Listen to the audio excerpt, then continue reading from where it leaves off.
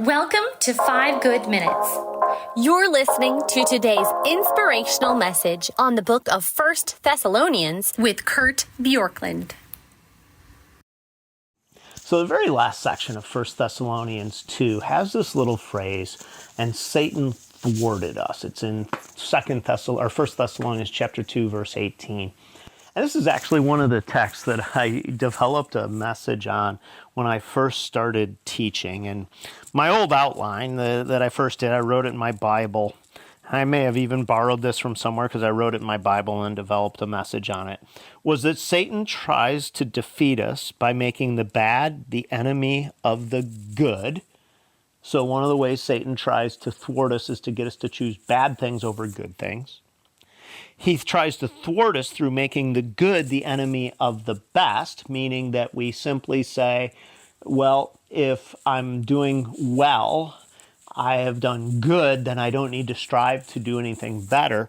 But he also tries to thwart us by making the best the enemy of the good, by saying the best is so out there that I won't even try or endeavor to do the good. Now, that is not the most textually sound outline, because it's taking just a simple phrase and expanding on it with my own ideas, kind of what I talked about yesterday, where we take an idea and we say, well, here's an idea. Now, I do believe you can find those things in other scriptures. In Genesis chapter 2, you see this idea of, and 3, where Satan comes, and since Satan thwarts us, to go back to Genesis 3 is a good idea in this sense textually, and he argues that, hey, the tree's not going to kill you. Take just a little bit of fruit. So he uses the fruit, and then he says you're not going to die. You're just going to be like God. That's all this is. And you can kind of see these ideas. The Greek word for thwarted us is a word that is meaning this, to cut in. And it's a kapato, and it means the breaking up of a road to render it impassable. And later it was used in a military sense of making a break through the enemy's line. It was also used in the athletic sense of cutting somebody off during a race. The general meaning of the word is to hinder. That's from the Theological Dictionary of the New Testament. And so to hinder somebody is to keep them from their goal.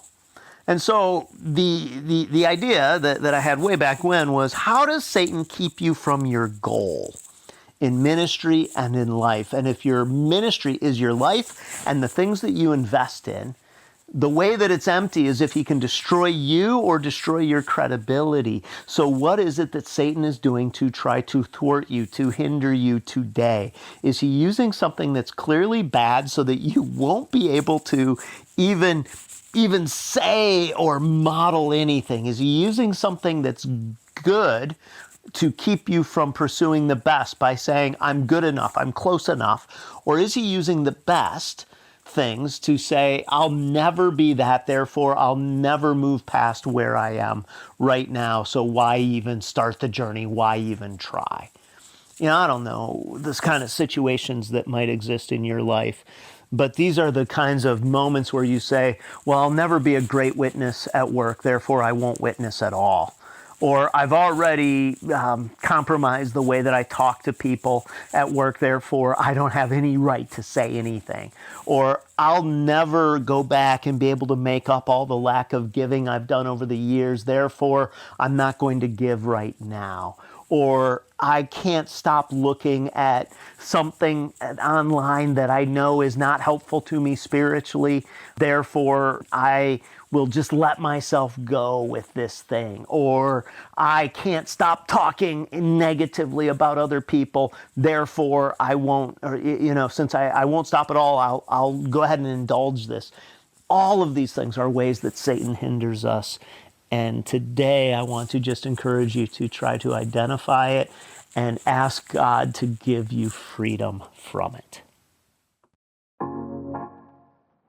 Thanks for joining us here today. There's a lot of great content to explore on Orchard Hill Plus and on the Orchard Hill main feed from the weekend. Have a great day.